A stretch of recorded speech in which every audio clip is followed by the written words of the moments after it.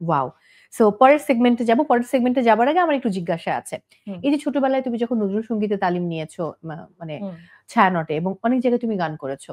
হুম, so ওই সময় থেকে এখন পর্যন্ত মাঝখানে কিন্তু একটা গানের লম্বা গ্যাপ। যেহেতু হুম, ইত্যাদির মাধ্যমে শুরুটা হলো, হুম। তুমি বলছিলে যে হ্যাঁ, মাঝে মধ্যে টুকটাক গাইবো। বাট এটা কি একদম নিয়ম করে গাওয়া হবে নাকি হয়তো শখের বশে গাইলে কোনটা?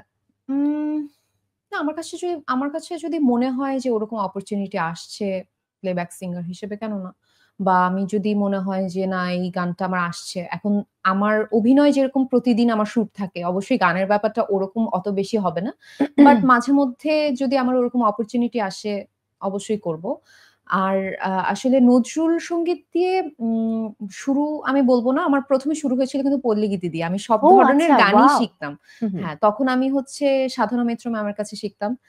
পল্লীগীতি, দেশাত্মবোধক বাচ্চারা যেটা হয় সব ধরনের গান শিখতে হয় এবং অনেক কম্পিটিশন করেছি। আ ছায়ানটে যখন আমি গেলাম তখন আমাকে একটা চুজ করতে হতো। তখন আমি নজরুল সঙ্গীতটা হু, বেছে হু, নেই হু। এবং ছায়ানটে যাওয়ার পরে আমি হচ্ছে ফেরদৌসা ম্যামের কাছে শিখি। গানের ক্ষেত্রে আসলে গ্যাপ আম হয়তো অন স্ক্রিন গাওয়া বা আগে যেরকম অনেক স্টেজ শোজ করতাম ছোটবেলায়, ওই জিনিসটা বন্ধ হয়েছে। কিন্তু আমি কিন্তু সারাক্ষণ গুনগুন করতে থাকি সেটে বা আমি কিন্তু গাড়িতে আমার বাবা খুব বিরক্ত হয়ে যায়। যেহেতু সে ড্রাইভ করে হু, আমি হু, হু। সারাক্ষণ গান অনেক জোরে দিয়ে সঙ্গে, আমি সঙ্গে আজকে গাই। শুনছিলাম, হ্যাঁ। সঙ্গে, সঙ্গে গাই। তো আমার বাবা বলে, "এত গান তোর মুখস্থ কিভাবে থাকে? আর ১ টা সেকেন্ড কি গানটা বন্ধ করা যায় না?" তো আমার গানটা কিন্তু নিজের সঙ্গে সবসময় আমার সঙ্গে থাকে। বাট ওরকমভাবে আ হয়তো প্লেব্যাক বা ওরকমভাবে করা হয় নাই। গান ওকে। গাওয়া। এবারের সেগমেন্টের নাম হচ্ছে ১০ এ বস। আমি তোমাকে ১০ টি প্রশ্ন করব।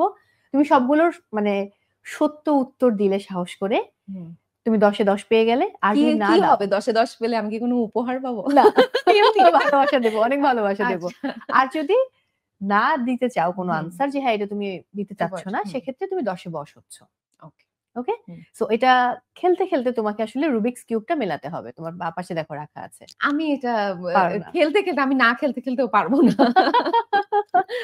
ওকে। তোমার হুম। জন্য ১ম প্রশ্ন। নিলয় ভাইয়ের স্ত্রীর সাথে তোমার সম্পর্ক কেমন? খুবই ভালো। কারণ আমরা হচ্ছে দেশের বাইরে যখন আমরা শুট করতে যাই তখন হৃদি সঙ্গে থাকে এবং আম সে খুবই সাপোর্টিভ এবং আমরা অনেক সময় এরকম হয়েছে যে রাত্রে সবাই ঘুমায়ে গেছে। আমরা ২ জন লিভিং রুমে বসে, বসে গল্প করেছি।